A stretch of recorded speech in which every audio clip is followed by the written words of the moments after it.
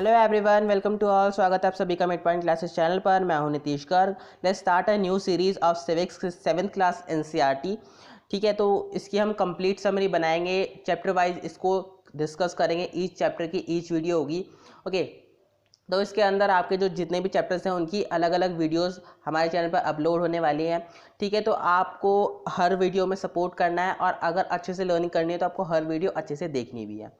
ठीक है, तो आज हम इसको स्टार्ट करेंगे। जैसे कि हमने 6th क्लास वाली एनसीईआरटी को कंप्लीट किया है, ऐसे हम 7th क्लास वाली को भी करेंगे, चैप्टर वाइज डिस्कस करने वाले हैं। ठीक है, और अगर आपने अभी तक हमारा चैनल सब्सक्राइब नहीं किया है तो please subscribe the channel, because important videos की नोटिफिकेशन आपको टाइम टाइम पर मिलती रहेंगी। ठीक है गाइस, तो चैप्टर स्टार्ट करेंगे। तो आज हमारा फर्स्ट चैप्टर होगा। उससे पहले मैं आपको बताना चाहता हूँ कि चैप्टर के बाद या वीडियो के बाद आपके कुछ भी क्वेश्चन होते हैं तो आप मुझसे कमेंट बॉक्स में पूछ सकते हैं, मैं उनका जल्दी से जल्दी आंसर देने की कोशिश करूँगा।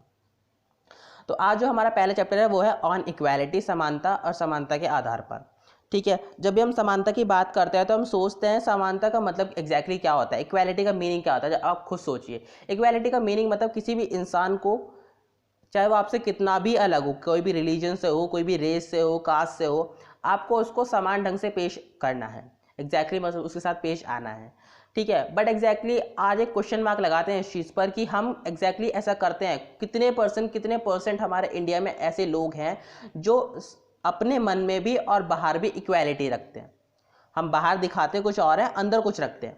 जैसे लाइक कि एक एग्जाम्पल ये है कि हमारे कॉन्स्टिट्यूशन में लिख दिया गया कि discrimination is a crime. But लिख देने से क्या हमने मान लिया उस चीज़ को डिस्क्रिमिनेशन क्राइम है? नहीं मान लिया। आज भी इंडिया के कितने गांव में, कितने शहरों में, कितने प्लेसेस में, गलियों गलियों में डिस्क्रिमिनेशन होता है, इनइक्वालिटीज़ होती है। क्या होता है? अब वहाँ पर तो लिख दिया है कि हाँ वहाँ पर क्राइम है, बट एग्जैक्टली का क्राइम है, किसको सज़ा मिल रही है इस चीज़ की? ठीक है, तो आज हम इसी चीज़ को डिस्कस करने वाले हैं। तो आपकी बुक में स्टोरी है कांता की। ठीक है, ओम प्रकाश उसके बाद आते हैं, फिर एक मुस्लिम्स जो थे उनकी स्टोरी है। तो हम देखते हैं कि वहाँ पर कितना डिस्क्रिमिनेशन हर किसी के साथ होता है। जैसे लाइक कि अगर हम उन मुस्लिम की स्टोरी ले लें, जो भी उसमें नेम है, तो अली वगैरह कुछ ऐसा नेम है, तो उनके साथ क्या होता है कि उनको झाड़ू पोछा करवाया जाता है बाहर, क्योंकि वो मुस्लिम थे और उनके साथ नहीं बैठने दिया जाता है क्लासरूम में। जस्ट थिंक अबाउट इट, वो भी तो इंसान है एज अ ह्यूमन। ह्यूमन में क्या डिफरेंसेस है? मुस्लिम, हिंदू, कास्ट से क्या डिफरेंसेस है? ठीक है, SC ST OBC, journal, what about it? जो भी ये सब चीज़ें हैं ये क्या क्रिएट करती हैं? Inequalities. Religion, race, caste, sex, ये सब चीज़ें क्या करती हैं? इनइक्वालिटीज। आप और भी कुछ नहीं तो आप लड़के और लड़की में इनइक्वालिटीज करना शुरू कर देते हैं। ठीक है, ये हमारी सोसाइटी की सच्चाई है आज भी कि हम भले ही ये सोचते हैं कि हम इनइक्वालिटीज़ नहीं करेंगे, पर बहुत जगह हम इनइक्वालिटीज़ कर देते हैं। जहाँ पर भी हम अपने से छोटा इंसान देखते हैं या फिर अपने से अलग इंसान देखते हैं, हम क्या करते हैं? उनके साथ इनइक्वालिटीज़ करते हैं, उनके साथ बुरे व्यवहार से पेश आते हैं, जो कि हमको नहीं आना चाहिए। बिकॉज वो भी ह्यूमंस हैं और वो भी हमसे यही अपेक्षा रखते हैं, एक्सेप्टेशंस रखते हैं कि हम उनसे अच्छे व्यवहार से पेश आए। ठीक है, तो आज देखते हैं इसके बारे में। Constitution guarantees equality for all citizen. Constitution ने गारंटी की है कि हर नागरिक को समान अधिकार मिलेंगे, पर क्या मिलते हैं? नहीं मिलते हैं। In reality inequalities are practice. जैसे कि मैंने बताया, हमारी आज की ये रियलिटी है कि इक्वालिटी को नहीं, इनइक्वालिटीज को प्रैक्टिस करते हैं। एक छोटे से बच्चे को ये बताया जाता है कि आप इस कास्ट के हो, इस रिलीजन से बिलोंग करते हो और आपको इन कास्ट वालों से, इन रिलीजन वालों से दूर रहना है। ठीक है, मतलब उस छोटे से बच्चे के माइंड में क्या चीज़ डाली गई कि आपको डिस्क्रिमिनेशन करना है, इनइक्वालिटीज करनी है। ये नहीं आपको नहीं करनी है, आपको करनी है। और बड़े होके आप उनको बताते हो कि नहीं ये गलत है, तो वो समझेगा नहीं, क्योंकि बचपन का जो चीज़ उसने सीखी है वो उसने अपने मन में बिठा ली है। अब वो वही चीज़ें करेगा जो उसने बचपन में सीखी है। बड़े होने पर चाहे वो कितनी भी उस चीज़ को कॉन्कर करने की कोशिश करे, वो उसको कॉन्कर नहीं कर पाएगा। ठीक है, तो शुरुआत ही हमारी कहाँ से होती है? एक छोटे से बचपन से होती है। Equality and democracy is a dynamic concept. और जो इक्वालिटी और डेमोक्रेसी है बहुत बड़े कॉन्सेप्ट है, छोटे कॉन्सेप्ट नहीं है। Equal right to vote. अब जैसे कि हमने 6th क्लास के एनसीईआरटी में पढ़ा था कि equality starts from right to vote. जब हमारे पास राइट टू वोट ही नहीं होगा तो इक्वालिटी कहीं भी मेजर नहीं करेगी। हमने यूनिवर्सल एडल्ट फ्रेंचाइजी के बारे में पढ़ा था। यूनिवर्सल एडल्ट फ्रेंचाइजी में दोबारा बताता हूँ क्या है। जहाँ पर एक व्यक्ति, चाहे वो लड़का हो, लड़की हो, किसी भी कास्ट के हो, किसी भी रिलीजन के हो, ठीक है, वो क्या करते हैं, अब वोट देते हैं, जो भी 18 साल से बड़े होते हैं वो वोट देने का अधिकार रखते हैं, उनको बोलते हैं यूनिवर्सल एडल्ट फ्रेंचाइजी, जो कि हमारे कॉन्स्टिट्यूशन में राइट टू वोट के नाम से जानी जाती है। राइट टू वोट जो है बेस्ड होता है इक्वालिटी पर, जैसे कि हम सब जानते हैं। पर अदर काइंड्स ऑफ इक्वालिटी क्या होती है? Caste, class, religion. अब राइट टू वोट पर सीमित नहीं है इक्वालिटी, स्टार्ट भले ही होती है पर सीमित वहाँ तक नहीं है। सीमित क्यों नहीं है? और भी कुछ चीज़ें होती है, जैसे लाइक कि कास्ट, क्लास, रिलीजन, वर्किंग, ठीक है। इस तरह से बहुत सारे हमारे एक क्राइटेरिया होते हैं जहाँ पर आपकी इनइक्वालिटीज प्रैक्टिस की जाती है, इक्वालिटी नहीं की जाती है, ठीक है। One of the more common forms of inequality in India is the caste system. जैसे कि मैंने बताया इनइक्वालिटी होती है कास्ट सिस्टम, जहाँ पर अगर आपको caste system is equal to inequality लिखना पड़े तो आई डोंट थिंक कि ये कुछ गलत होगा, ठीक है। तो if you live in rural India your cast identity is something that you probably learn और एक्सपीरियंस वेरी यंग। अगर आप गाँव के क्षेत्र में रहते हैं आज भी, देखिए मैं किसी चीज़ को पॉइंट नहीं कर रहा हूँ, जस्ट लाइक कि हम इस चीज़ को समझ रहे हैं तो हमें थोड़ा सा वाइड होकर समझना पड़ेगा। अगर हम गांव के क्षेत्र में रहते हैं तो वहाँ पर बताया जाता है कि आप इसके लड़के हो, इस कास्ट से बिलोंग करते हो, इस रिलीजन से बिलोंग करते हो, इस कम्युनिटी से बिलोंग करते हो, इस रेस से बिलोंग करते हो, जहाँ पर लड़कियों को उनके समान अधिकार नहीं मिलते हैं, ठीक है। लड़कों को ऊंचाई पर, लड़कियों को नीचाई पर रखा जाता है, जहाँ पर एक अपर कास्ट वाला लोअर कास्ट वाले का पानी तक नहीं पीता है। तो यही चीज़ें गांव में बहुत ज़्यादा प्रैक्टिस की जाती है।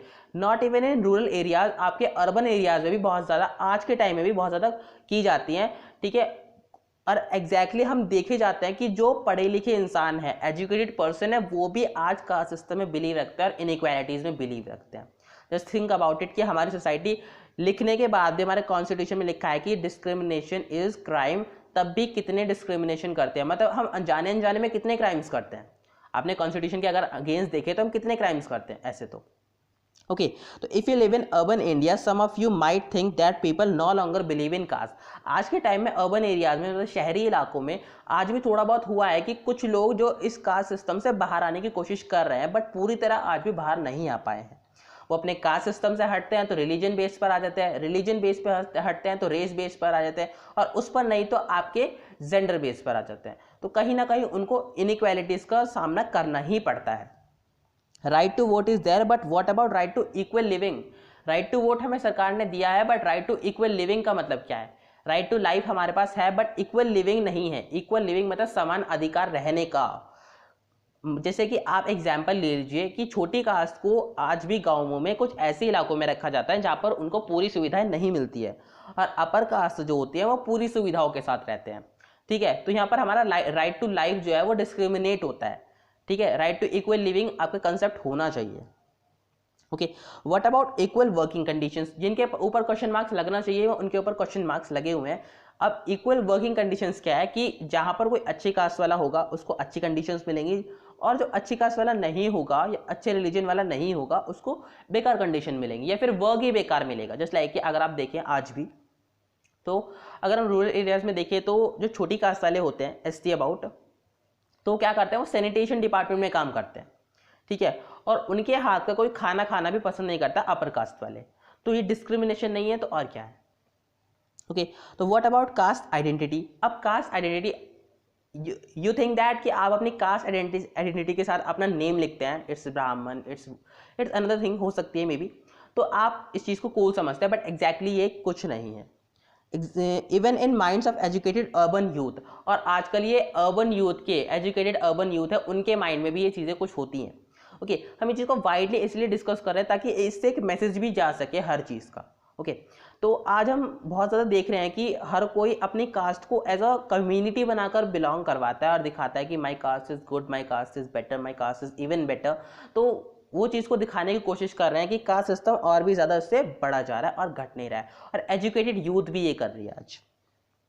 What about Dalits? Dalit is the main important thing जो भी हमने 6th क्लास में पढ़ी है। तो दलित के बारे में भी हम जानते हैं कि दलित के लिए भी क्या ब्रोकन वर्ड यूज़ किया जाता है, लोअर कास्ट यूज़ किया जाता है, महर कास्ट यूज़ किया जाता है।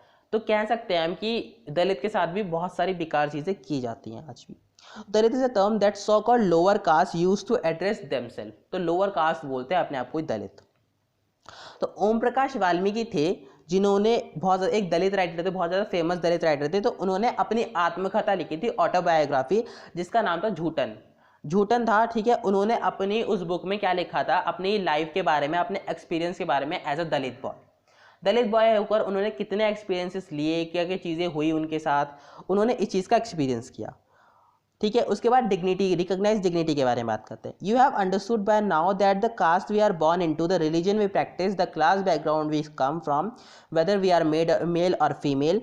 ठीक है, तो हमने देखा कि हम समझ चुके हैं कि हम किस से बिलोंग करते हैं, किस कास्ट से, किस रिलीजन से, कौन से बैकग्राउंड से, और हम मेल है और फीमेल है। तो हर जगह डिस्क्रिमिनेशन होता रहा है। When person are treated unequally their dignity is violated. और जब किसी भी पर्सन के साथ अनइक्वालिटी होती है तो उसकी डिग्निटी, मतलब उसकी एक तरह से रिस्पेक्ट उसकी वायलेट होती है।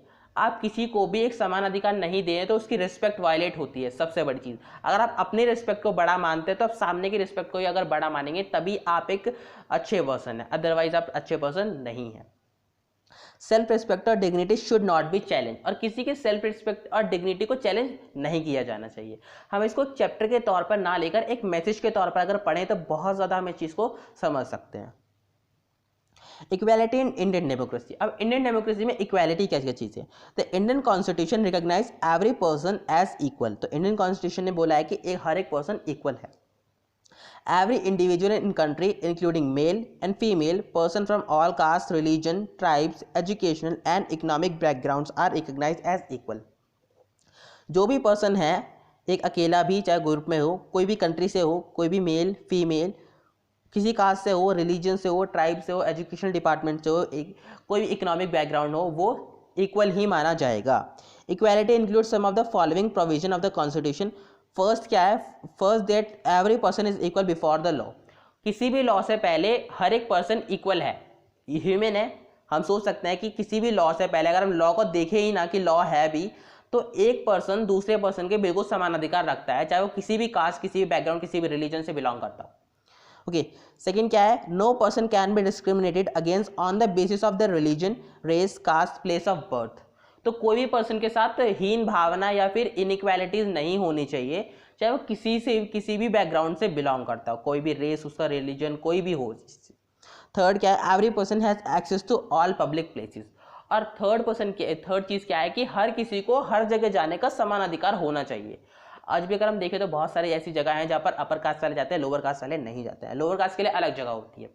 ठीक है, तो has access to all public places. Untouchability has been abolished, और अनटचेबिलिटी को आज हमें खत्म कर देना चाहिए। बट क्वेश्चन मार्क इस पे लगाते हैं कि अनटचेबिलिटी आज भी खत्म हुई है, नहीं हुई है? नहीं हुई है, आज ही बहुत जगह अनटचेबिलिटी प्रैक्टिस की जाती है। The two way in which the government has tried to implement the equality that is guaranteed in the constitution. तो दो वे हैं जिन्होंने मतलब गवर्नमेंट ने ट्राई किया है कि इनसे अगर इनइक्वालिटी चली जाए।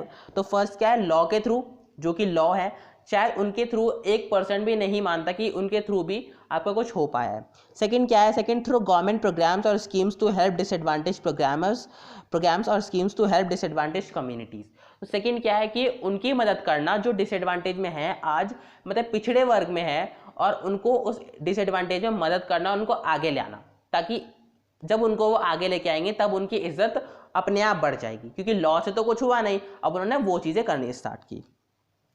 In addition to law, the government has also set up several schemes to improve the lives of communities and individuals who have been treated unequally or several centuries. तो इन्होंने ऐसी कुछ चीज़ों के अलावा, लॉज मेकिंग और ऐसी कुछ चीज़ों के अलावा कुछ स्कीम्स भी लाए हैं और कुछ ऐसे इम्प्रूवमेंट्स भी लाए हैं कम्युनिटी के इसके लिए और इंडिविजुअल के लिए, जिससे कि इनइक्वालिटीज़ को प्रैक्टिस ना किया जाए। One of the step taken by the government includes a mid day meal scheme. अब एग्जैक्टली अगर हम देखें कि स्कूल में मिड डे मील स्कीम कितना काम करते इनइक्वालिटी को हटाने में, कैसे हर एक बच्चा वही खाना खाएगा जो सबको खाना है, मतलब कि चाहे आप किसी भी रिलीजन के हो, किसी भी कास्ट के हो, किसी भी रेस के हो, आपको वही खाना खाना पड़ेगा, वही मिड डे मील खाना पड़ेगा जो सब बच्चे खा रहे हैं। तो यहाँ पर इनइक्वालिटी का मतलब सवाल नहीं उठता। तो बच्चा देखता है, बच्चा वही जो बच्चा देखता है वही वो सीखता है और वही आगे जाकर वो करता है। तो बच्चों को अगर हम शुरू से सिखाएं कि इनइक्वालिटी कुछ भी नहीं होती है, तो वो वही करेगा जो उसने सीखा है। ठीक है, तो ये बहुत ज़्यादा इंपॉर्टेंट और एग्जैक्टली हम कह सकते हैं कि बहुत ज़्यादा एसेंशियल स्कीम थी जो बच्चों के माइंड में भरने वाली थी, क्योंकि अगर हम यूथ को सिखाएंगे, यूथ में इन्वेस्ट करेंगे, तो आगे जाकर हमें बिल्कुल रिजल्ट मिलने वाला है। This refers to the programs introduced in all government elementary schools to provide children with cooked lunch. तो यहाँ पर कुछ ऐसे प्रोग्राम इंट्रोड्यूस हुए कि यहाँ पर खाना बनाया जाएगा और बच्चों को खिलाया जाएगा।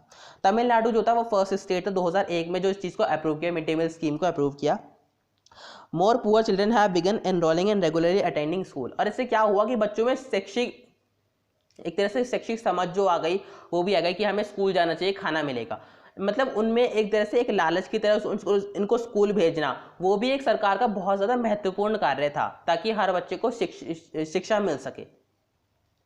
उसके बाद क्या है, टीचर्स रिपोर्टेड दैट, और टीचर रिपोर्ट कर रहे थे कि बच्चे आते तो हैं स्कूल बट लंच करने के लिए घर चले जाते हैं और उसके बाद वापस ही नहीं आ पाते हैं। तो मिड डे मील स्कीम ने क्या किया कि मिड डे मील की वजह से उनको वहीं पर खाना मिलने लग गया। उनकी मदर को अपना काम छोड़कर उनके बच्चों को खाना खिलाने नहीं जाना पड़ता था। मतलब जिस लाइक अगर उनकी मदर कहीं पर काम करती थी तो उनको घर पर नहीं आकर उनको खाना बनाना, ये सब चीज़ें ऐसी कुछ होती थी।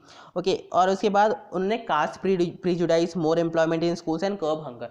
तो क्या हुआ, कास्ट प्रेजुडाइज, मतलब हमारे मन में कास्ट का जो सिस्टम था कि इस कास्ट का नहीं खाएंगे, उस कास्ट का नहीं खाएंगे, वो सब खत्म हो गया। एम्प्लॉयमेंट मिल गया क्योंकि जो खाना बनाने वाले थे उनको एम्प्लॉयमेंट मिल गया और आपका भूख का भी काम हो गया। मतलब जो भूखे मरते थे लोग उनका भी आपका बहुत अच्छा वाला काम हो गया। तो इस चीज़ से कितने सारे हमारे एक तरह से कितना ज़्यादा फायदा हुआ है मिड डे मील स्कीम से। अब अगर हम बात करें कि इस चीज़ को चेंज कैसे किया जाए, ठीक है, तो एटीट्यूड जो लोगों का है वो धीरे धीरे स्लो हो रहा है, धीरे धीरे चेंज हो रहा है। तो attitude change slowly. Even though person are aware that discrimination is against the law, हम जानते हैं कि डिस्क्रिमिनेशन अगेंस्ट द लॉ है बट फिर भी हम इस चीज़ को प्रैक्टिस करते हैं। किसके बेस पर, कास्ट के, रिलीजन के, डिसेबिलिटी के, इकोनॉमिक बैकग्राउंड के, ठीक है। तो इस चेंज को लाने में बहुत ज़्यादा अभी भी टाइम लगने वाला है। Establish equality is a democratic society is a continuous struggle. और इक्वालिटी को स्टेब्लिश करना बहुत ज़्यादा ज़रूरी हो गया और एक कंटिन्यूस स्ट्रगल चलता रहेगा आज भी, कल भी और आने वाले समय भी। अब उसके बाद बात करते हैं इनइक्वालिटी इन अदर डेमोक्रेसीज। अब आगे की बात करें, अगर हम अपने बात ना करें और ये सोचें कि अगर बाहर के देशों में भी इनइक्वालिटीज़ होती हैं नहीं होती हैं, तो मैं आपको करंट का एग्जाम्पल देता हूँ। जैसे लाइक कि आज के टाइम में अगर हम देखें, जब ये वीडियो अपलोड हुई है तो अमेरिका में सिविल वॉर चल रही है। वहाँ पर क्या हुआ था, एक पुलिस कॉप जो था उसने एक ब्लैक पर्सन को मार दिया, ठीक है, क्योंकि वो काला था तो ब्लैक हो गए। तो अफ्रीकन वर्सेस अमेरिकन की जो सिविल वॉर हुई है वो आज से नहीं, बहुत टाइम से पहले चलते आ रहे हैं, 1950 के अबाउट से चलती हुई आ रही है। वो आपकी बुक में भी ये दिया गया है।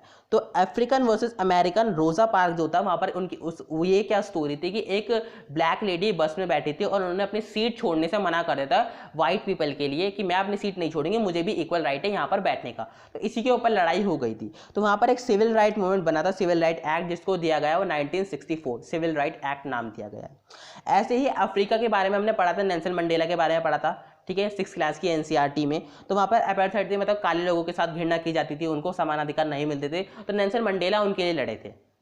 तो इस तरह से हमारी डेमोक्रेसी में नहीं, बाहर भी आज देशों में बहुत सारी चीज़ें ऐसी देखी जाती हैं जहाँ पर इनइक्वालिटीज आज भी है।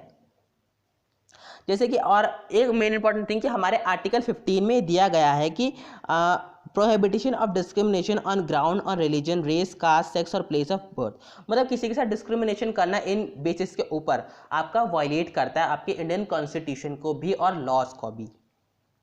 The state shall not discriminate against any citizen और ग्राउंड ओनली फॉर रिलीजन। तो स्टेट या कोई भी पर्सन या किसी भी एक्सेस ऑफ शॉप में, पब्लिक रेस्टोरेंट, होटल्स में, या फिर किसी भी वॉल, टैंक्स, बाथिंग घाट, तो यहाँ पर किसी के साथ डिस्क्रिमिनेशन नहीं किया जा सकता। ये आपके आर्टिकल 15 के अंडर आता है, तो आपको ये नॉलेज भी लेनी चाहिए। ओके, अब हमारी डेमोक्रेसी के लिए चैलेंजेस क्या है, तो चैलेंजेस हमारे लिए क्या है कि स्ट्रगल करना पड़ेगा ऑल पर्सन्स को इक्वल रहने के लिए, और ये भी देखना पड़ेगा किसी की डिग्निटी, मतलब किसी की रिस्पेक्ट हर्ट ना हो, ठीक है। तो हमारी सोसाइटी के लिए आज सबसे बड़ा स्ट्रगल यही है। तो इस चैप्टर में बस इतना ही है। अगर आपको ये वीडियो पसंद आई तो आप लाइक, शेयर एंड कमेंट कर सकते हैं, and also subscribe the channel. आप हमें इंस्टाग्राम पे भी फॉलो कर सकते हैं फॉर मोर अपडेट्स। एंड अगर आपको ये वीडियो पसंद आई तो आप अच्छे से इसको शेयर कीजिए, और मैं आगे की वीडियोस लाता रहूँगा। हम आगे के एनसीईआरटी वीडियो भी डिस्कस करेंगे इस चैप्टर की। तो आप सपोर्ट करते रहिए। Thank you, keep learning and keep supporting.